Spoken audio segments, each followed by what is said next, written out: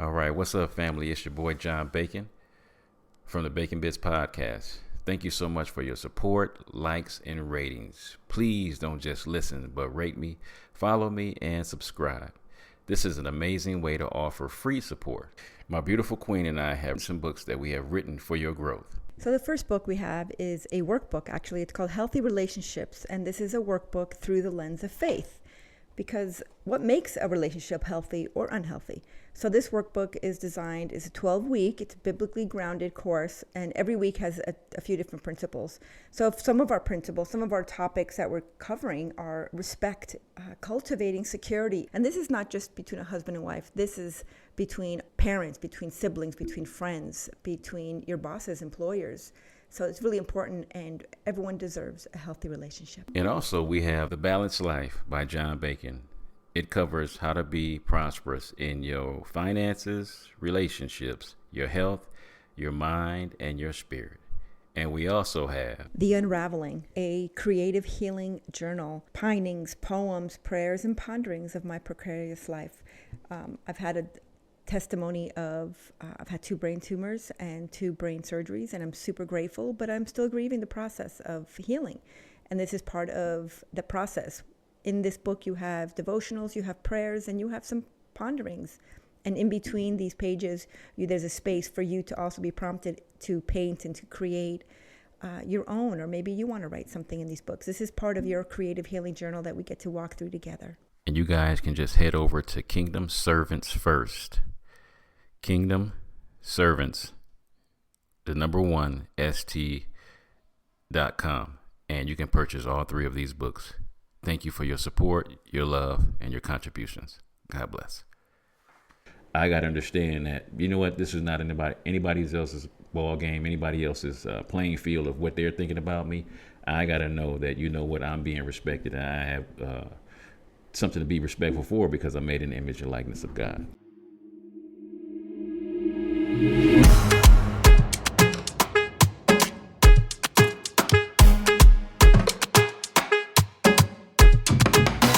Welcome, family, to the Bitz podcast, where we desire for you to take the bits of information and immediately apply them to your life for success. The ground rules for our podcast is that it will always be encouraging, uplifting, and informative. The areas of life that we will be talking about on the Bitz podcast is dealing with having a balanced life. I need to hear you say it. Say it out loud. Say valuable. Information applied equals success. Because it's never about how much we know. It's about how much information we actually apply to our lives to get success. So we are going to have a wonderful and spectacular podcast right now because my beautiful habanero sugar is going to be on with us today, talking about the 2nd chapter of our wonderful book, which is her wonderful book, Healthy Relationships, a workbook through the lens of faith. And you can get that at kingdomservantsfirst.com or go straight to lulu.com and purchase that wonderful book. So once again, we welcome my beautiful queen. How you doing, baby? Hey, babe, I'm doing great. How are you doing? I am doing good. I am with you. I'm going to be good. So the subject we're going to be talking about today is respect in relationships. Mm-hmm. Can you expound on that, my love? Well, let's first talk about what the biblical definition of respect is, because I think people, as we've all known, have felt they're being disrespected or they feel imposed on to respect something they don't. So first, the biblical definition of respect is the act of acknowledging another person's worth, especially because of position, honor, or age, like our elders. And disrespect is exactly the opposite of that, is failing to acknowledge another person's worth or withholding that honor that should be given. It's a given that we respect our elders, our grandmothers, our elders. I don't know how else to say it. People in position, even people in government, people are imposed to respect things. And a lot of times that's where we lose respect of people in governmental positions, but even in positions of power, we are to acknowledge that they have value and worth. And when we look at respect in that lens, it kind of changes it, because even if we don't like a person or believe what they believe in or agree with the things that they do, we can acknowledge that that person has worth. Yes. Maybe not to us, but to someone, that person has worth. Yeah, because we might disagree with our bosses, disagree with police or, government officials. We might disagree with family and friends. But when it all boils down to is there should still be a level of respect among people. We might disagree, but we still can have respect for each other. So I think that's super important to have that.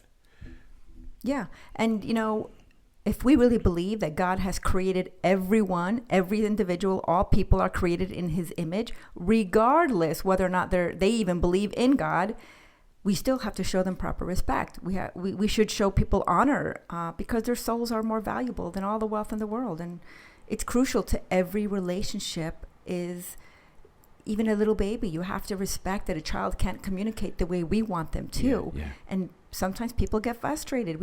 Anyone who's been a parent remembers that frustration of not being able to communicate to a child, and we wish the baby crying could just tell us what they need, but we have to learn how that baby communicates so we can respect their abilities or their lack of ability to do something that we think we're lacking respect in. Yeah, and I think that's very important to say that first part, man. God created all people in his image and in his likeness. And the fact that because we're like him, part of us having respect for each other is listening to each other speak. You have your right to give your opinion about something. I have my right to give my opinion about something. And for us to respect each other's opinions and not just dog the other person out or put them down for their angle of how they believe about anything, but for us to respect them and say, you know what, that's working for them, and that will respect you in that aspect, because everybody deserves respect. Everybody. I think the thing that I love sometimes, because we used to focus so much on respecting our elders, is I love the fact that we can respect our kids now, and the reason why I'm saying now is because our kids know way more about technology and things that we have no idea about. And I'm talking about me, you guys ain't got to take it personal, but I'm talking about me, and that the fact that I can just ask my babies, something that would take me hours literally to figure out. I can just talk to them and respect them for their knowledge of their technology, and they can knock something out in 15 minutes. And so it's beautiful, the playing field of how respect can be across the board from the baby all the way to the eldest person that's in the room. Absolutely. Respect is crucial in every relationship we have. We don't always agree with our parents, but we have to respect them. Yeah. We don't always agree with our siblings. We don't agree with the way that they live their life maybe, but we respect the fact that they are our siblings, our extended family. We might not like the way parts of our family live. We might not like step families coming in and running things differently than when we used to run them. Maybe we don't respect certain things. We might not respect the way church family, everyone operates, or in our job. We might not respect how our employer is running things, but we have to respect their position and in turn respect our position in there, and to know our position. And that is, we have to have our self-respect, just as important as also giving respect. Yeah, I think the self-respect is a huge one. And I think a lot of things that people don't take in consideration is, why don't you be a person that respects your own word? A person that when you speak something to yourself, keep your word to yourself. If you say you're going to save this certain amount, be respectful of your own word and save that amount. I'm going to respect myself in the fact that I'm going to do this diet plan, and I'm going to follow this diet plan to keep myself in shape, or I'm going to work out. The greatest thing you can do with self-respect is keep your word to yourself, because the greatest word, the greatest voice you're going to ever hear in this life, I really truly believe that, it's God and yourself. And when you hear yourself speak words of negativity, you speak down on yourself, you disrespect your own self with your own words, it's super powerful. And sometimes it takes a lot to override the words that you've spoken over yourself. Yeah. Okay, well, this is important because this is really about our rules. So our relationship with God, if you have a relationship with God, and even for those who don't declare a relationship with Christ specifically, they still have boundaries. They still have their own rules. They still have a level of how they communicate. They still have a behavior and choices they make based on their own integrity, based on their own belief system, based on their own moral compass. So that should reflect how we treat other people, especially how we treat ourselves. So we teach people how to treat us based on how we treat ourselves, right? I'm teaching you, if I'm being kind to myself, then that should teach you that that's the level of respect I expect back from other people. So I think it's really important, because some people get wrapped up in lack, in the spirit of lack, and you stop respecting the goodness that you have to offer to others. And, I've been there too. I've been in that place where, a pity me party where I buy cake and I eat it and I feel good about it because I feel bad about myself. I'm not necessarily respecting what I'm feeling. And I think we have to honor our emotions that are really just flags to kind of let us know where we are. I don't have to become, it's okay to be angry. It's okay to be upset. It's okay to be disappointed. It's okay to have all these emotions and all these feelings, but to not become those things. And that's part of honoring and respecting self. And how I want to be viewed is not a person who's angry or depressed or upset or easily moved and swayed. I want to be a person that's steady, and it's the same person you see in the morning is the same person you get at night. And of course we all have our moments, but ultimately my relationship with Christ is going to reflect how I respect God and his rules for me, or his boundaries. Yeah. I shouldn't say rules, but his boundaries for me are for my protection. And it's going to affect how I respect myself, especially now that I'm disabled. Now that I am disabled, it's changed. My level of my spirit is willing, but my flesh is weak. I cannot do the things I used to do before. I still want to. I still have the desire to do it. I still have the visions of me jumping up and dancing and doing all these things that I was doing. But I have to respect my limitations. Yes. So it has changed. And throughout our life, I think it changes. I don't have the energy I had when my kids were little. I don't have the ability I had 5 years ago. So I have to reevaluate, like we did last week. Last time we talked about our identity. And I have to redefine that based on a chapter in my life and the season of our life. So our relationship with Christ, and should it reflect to people and to others and to ourselves? Absolutely. Yeah. There should be a sign of how you carry yourself and how you communicate and the company you keep. Yeah, I think great part of that is what you said about respect, because me being 55 years old, I can't do the things I did when I was 25. So I got to respect this level of where I'm at right now and cut myself some slack, because there's things that I just cannot do. I can't run no 4.40. It might be a 5.840 now, if that, so there's certain physical limitations that I have to respect, because that's just part of getting older. Certain limitations of the thought process, certain limitations of how fast I can go, how quick I can do things. So you have to respect the physical things of it. As you get older, man, there's things that you have to say, you know what, I got to bow down to this, can't do it no more like I used to, and I got to respect that and be grateful that I'm still able to do what I can do at the level that I can do it. So not to expect the 55-year-old me to be able to do the things, whether it was think as quick as I used to be able to think or do the things I would be able to do, to respect that, this is the age I'm at right now. Let me respect this age and, beautifully just let it be what it is. So I would have to ask, when it comes to respect, what are some of the obstacles to respect? So how can we cultivate a life of respect in a disrespectful culture? That's a question that we all ask ourselves. Whether or not we are able to articulate that is a different question. But do we still respect others when they disappoint us?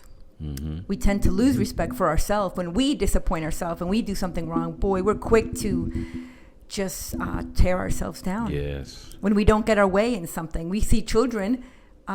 If they don't get their way and they don't get the extra piece of cake or a toy in the store every single time, they might have a little attitude, and they have no respect at that point. Even when we feel disrespected, are we willing to give as much effort in our approach, in our communication, when we are feeling disrespected or being disrespected? Whether we're being accepted into a circle that we want to be accepted in. Maybe you want to, I know that there's a certain, there's like what do you call those? Like not golf clubs, but they have like prestige places that you got to be part of a club to get into certain places, like golf clubs, country clubs and stuff like that, like country clubs. So we don't feel respected if we don't fit a social norm or make enough money, or maybe aren't the correct culture, let's call it that.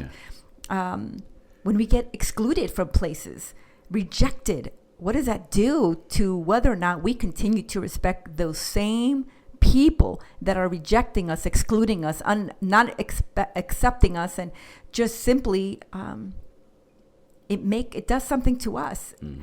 And does it change the way we approach them? Because are we just as willing to respect them? Do they still have value and worth? Absolutely. Do we feel like they do? Not always, because we didn't get our way and we were excluded. So how do we do that? How do we cultivate a life of respect in a disrespectful culture? Well, and that starts once again with self-respect. You know, you will not allow yourself to be disrespected by those around you if you respect yourself. I'm real big on a young man that I was talking to, and it was amazing to me that when him and his wife first got together, she had boundaries on what was supposed to happen in the relationship. And she asked him the same question, you know, what's the boundaries that you want to place on our relationship? And he said none. So the part that was heartbreaking for me is, as he was, you know, he's going through his recovery, you know, he's discovering the person that he is. He's starting to respect himself. And now there's some things that's been in the relationship, in their marriage, that he doesn't like. So as he's speaking to her, you know, she's saying to herself, you know, that window of, you know, you placing your boundaries on me has passed. And so now you just have to deal with the kind of marriage that we have. And we already been married for 7 years. So that is one of the heartbreaking things, is when we don't have no respect for ourselves, that others won't have respect. And all somebody has to do is watch you for 24 hours. And that usually gives them a great indication of how to treat you. And if they notice that you don't respect yourself, keep your own word to yourself, they won't keep their word to you either. I remember when we talked the last time about our identity. And when we know that we have value and we have worth and we know whose we are and we know who we are, that should help us carry on in how we treat others and how we treat ourselves. Because when you have value and you totally know that, then you don't accept any kind of trash in your life anymore. You don't, you know, you want to, you know, a lot, I hear women say, you know, there ain't nothing out there but these dogs out here. And I'm like, well, stop feeding them Alpo and they'll stop coming around. So a lot of it is, what are you accepting in your life? Yeah. What are you allowing in your life? And how are you carrying yourself in a way that they think it's okay to approach you any kind of way? Because there's something happening there. So we need to go back and first identify who we are, whose we are, and what value you place on yourself, because you're more valuable than all the precious gems and all the money in the world. But we laugh it off, and we don't always believe that about ourselves. But we have to go back and, what does God say about us? We are made in His image. We are fearfully and wonderfully made. We are the head and not the tail. We are above and not beneath. That we can do all things. That we are conquerors. That good things are happening for us, and we just have to walk it out. But we have to have a level of integrity. We have to have a level of. We have to know where our moral compass is. We have to know that. Christ in His time people didn't have a Bible. They didn't have the word to read to know how they were supposed to behave or what they were supposed to say or how they were supposed to treat people. They just watched and they caught on. They watched and they caught on. And we have to decide who we are, and we have to watch ourselves and catch ourselves. Because if I want to be known as a person of peace and a person of love, and my legacy I want to leave is of love and acceptance for all people, well, then I have to make sure I'm treating all people with love and peace and acceptance, regardless if I believe in what they're doing or saying. And if I don't agree, we have to go back to what grandmama used to say: if you have nothing nice to say, then say absolutely nothing. And boy, that's hard for a lot of people, because people love to throw in their 2 bits of opinion, right? But there's no book of our opinion. And what's more important, getting your way or having a healthy relationship? And when you have that in your forefront, I think for me, I'd rather not have my way and have a healthy relationship and have self-control. Doesn't mean I'm perfect, because I'll let a couple of slip through and a couple of eyebrow lifts slip through. But the reality is, I'd rather have a healthy relationship with those I care about in my life, and those I don't know. I want to be the same person. Yeah. I want to be the same person. And that's where there's parents or siblings, extended family, children, step families, church family, work employees, friends, and even enemies. We don't think about it any differently. Like when we're playing sports, like me and my boy, we can be playing for two separate teams, and for those couple of hours, we're adversaries for that. But once the clock, stops and the game is over, guess what? We're back being friends. But there's that much respect, and even respect and playing at the best of your ability. But what happens when our relationships, when we fail to be respected or to respect? Well, I remember the story about this young man that we used to teach at this Center of Opportunity here in Tucson. There's the Gospel Rescue Mission. And this one gentleman told his story. And he said he was walking into a bank because he had a deposit. He got his first check. He has a bank account. He was super excited. He was going in there and he was going to deposit his money. He felt really good about himself. And he said as soon as he opened the door that he felt judged. He felt disrespected. He said with his own words, he felt disrespected because of the way they were looking at him. He said he got in line and people were looking at him because he wasn't dressed a certain way, and all these things he thought, he perceived in his own eyes, he felt judged. And he got up to the booth, and by the time it was his turn, he had an attitude. He had an attitude because he felt disrespected. He felt, why they're looking at me, they think I'm a thug. I got tattoos on my face. I'm wearing my pants down. I got whatever. All the things he was bringing on. He said, I wasn't wearing my best. And he got to the counter, and the lady's like, how can I help you? As sweet as can be. And he just felt guilty. He felt at that moment, did I just perceive that I was being disrespected? Yeah. Did I just assume that they judged me? Maybe they did judge me. And now he's in his little rumination of his own mind thinking, maybe I did, maybe I didn't. But it disarmed him when she was so kind and respectful to him.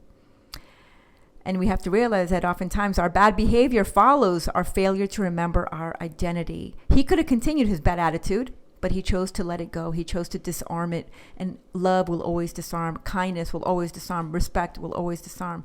Some people, maybe they were judging him. Maybe some people are rude. Maybe some people are disrespectful. But for myself, my rule is I choose to not be offended. Why? Because I don't like the way I feel. I don't like the way it feels in my gut. It makes me want to cry. It makes me try and figure out what I did wrong or how come I'm not good enough. It takes me down a spiral that is not a healthy place for me to be. So I lead my life, whether or not people are offensive and they said things that are mean and rude, I choose to not be offended. And that's because I know my identity. I know who I am, and I know how I want to represent and present myself for myself. I know my values, and I know what my future intention is and my legacy that I want to leave. So it goes back to, if you don't know my identity, whether or not people disrespect me is more about their condition, not mine. Right. And that was one of the things I was going to bring up is I can't control anybody else's respect for me. I have absolutely no control over that. But how I respect myself and how I respect others is crucial. It is pivotal. It's extremely important of how I handle it, because that's the beauty of life when we really get down to the nitty gritty, is the fact that, I can't control anything that anybody else does. I can't control what anybody else thinks. But what I can control is me. And what I can control is my perception of people is, once again, they're made in the image and likeness of God. Everybody deserves a chance, whether it's supposedly the highest political leader or government official to, kings. And we just had Queen Elizabeth pass away, to, the homeless man that's on the street. You know what? He is somebody's son. He's somebody's daughter. And that's there's respect to be given there, because if that was my child, how would I want him to be respected? And how would I want him to be, how how would I want them to be perceived? You know, and because guess what? Everybody has a heart for their children.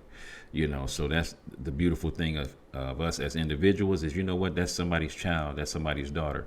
And the one thing I really love about working at a drug and alcohol facility is I want to instill self-respect into those people that come into that place.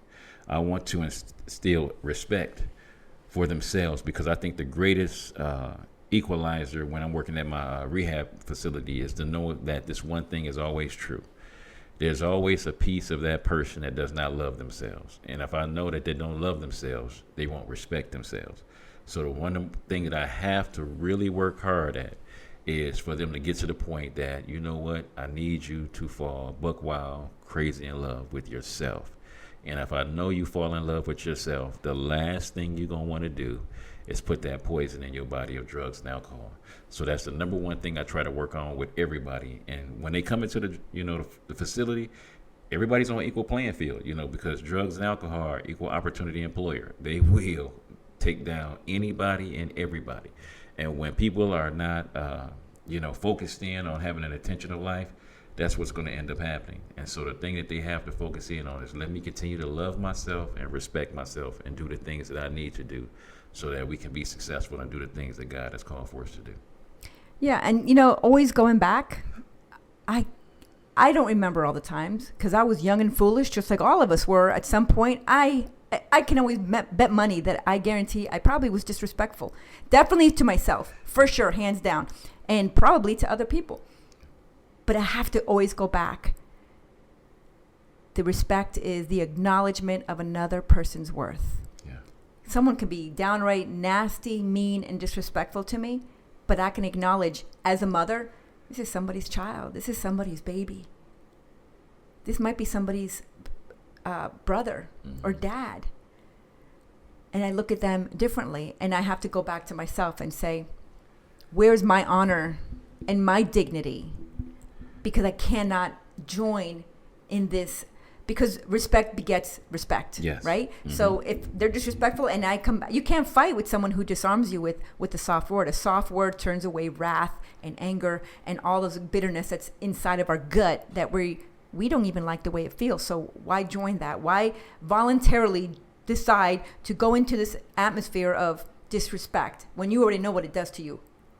Nobody likes that. So choose to not be offended and remember your identity, remember your dignity, remember your honor, and to carry yourself and lead your life in such a way that will be your legacy. Yes. And that's the thing that is definitely is beautiful, man. Self-respect is a huge one. And it's a lot of times, a lot of people feel disrespected from just the way people look at them. Sometimes it ain't, not a lot of the time, right. It's not even the words. Yeah. It's the respect of, you didn't look at me right. It's my perception of you looked at me because, I'm black and I'm taking it as, everything is racial and everything is not racial. There are people out there that's racist. We know that, that's a given. But to know that everybody that looks at me that's not my color is not racist or prejudiced against me. It's just I'm feeling disrespected because guess what? In that moment, I might be in my feelings, being in my emotions. And I know I'm not right at this moment because I'm in my feelings or my emotions. But I'm having a moment and I got to catch that from my desire to say, you know what, me desiring to be my best, I got to understand that, you know what, this is not anybody else's ball game, anybody else's playing field of what they're thinking about me. I got to know that, you know what, I'm being respected. And I have something to be respectful for because I'm made in the image and likeness of God. Yeah. And then coming from the other extreme where you might feel those things that you're being judged, there might be a young woman in my past, as a woman, they might have trauma. Yeah. They might see a man and automatically they're defensive. They're looking, where's my exits? How am I going to get away from this man? What if this man approaches me? This man is a big man. Oh my gosh, that fear comes right back into our life. And we have to decide, am I going to allow this fear to control this situation? Or am I going to come back and say, I have peace, I have honor, I have dignity. This is not going to affect the way I deal with this person. But to go back and recognize everyone's going through something. We hear it all over. There's probably signs for the house. You never know be kind because we don't know what other people are going through. But sometimes we feel disrespected. And I love the analogy one time. I was talking to a friend, and I was telling her that I made some fish, and I opened it. There was leftovers. I opened it up, and I was like, that thing stinks so bad. And I made this face like, oh man, it stinks so bad. At that exact time, somebody across the room walked by and saw my face, assumed I was talking about them, felt some sort of way, and then later approached me and said, did I do something wrong? And I said, what do you mean? I had no idea what they were talking about, but it was all because of this conversation I was having with my friend and talking about the fish I made was great, but the next day it stank. It stank. And I made a stank face. That goes back to who are we in Christ? Don't assume nothing. Yeah. Don't make no assumptions, but to realize that was a healthy communication for her to even come up. But she initially decided she must have done something wrong. And she didn't. My eye and her eyes just caught at the instant I made a face. And I was like, I'm so sorry. In no way was I even talking about you. I told her the story. She laughed it. We laughed about it. But it's a perfect example of how things get caught out of hand. Yeah. If she didn't have the courage to come over and say something, we would have kept on, and she would have carried that and harbored in her heart that I had something against her. Yeah. And it wasn't true. So that's what healthy relationships looks like, is to be uncomfortable and come over and say, did I do something wrong? And being able to clear that air and say, absolutely not. I was talking about a stank fish. I wasn't talking about you, sis. And allow that to be like, oh, and then we can just laugh about it now. But look how easy it could happen, how quickly something could be taken completely out of context and taken to a level that it never was meant to be taken to. Yeah, because respect is extremely important, because you always go back to the thing that the Lord said in his word was, for wives to love their husbands. Wives to respect their husbands. And I'm a firm believer in this. Ladies, if you want to get truly ahead in your marriage, if you respect your husband, I almost believe that brother will conquer the world to give you what you want. Because respect for men is really huge. Husbands, what is your desire? It should be to love your wife as Christ loved the church and be willing to die for her. So love for the women and respect is really used for men. And that's a big one that I'm so grateful that, I have a wife that loves me, adores me, and truly respects me. And I'm so grateful for that. And I'm grateful that you are a man that I can easily respect. And with that, I want to make sure I've seen marriages that people get caught and say, I have to respect my husband, but they have affairs. They're doing wrong. They're spending all the money. They're cheating on their wives. So there's a place for that. Yeah. Men and women, we all have to know who we are in Christ. We have to know our true identity, and we have to know that we're valuable. Whether or not you believe in Christ doesn't change your value. It doesn't change the fact that you are fearfully and wonderfully made, and you're worthy of all great things in this world. It doesn't change the fact. So we have to remember that we have to carry ourselves in a way that we can honor ourselves with dignity and with integrity, and keep checking our moral compass. Yeah. Man, that's important, boy. I am so glad we had this time together. Thank you guys for listening to another wonderful episode of the Bacon Bitz. If you would love to, there's going to be a commercial playing at the end of this, of where you can pick up this wonderful book, Healthy Relationships, a workbook through the lens of faith, created by my wonderful wife as a wonderful tool on how to build relationships. Guys, we love you. We are so grateful and thankful for your time of listening to this podcast. But don't just listen to it. Don't just memorize the information. Apply it to your life so you can have success. We love you. God bless.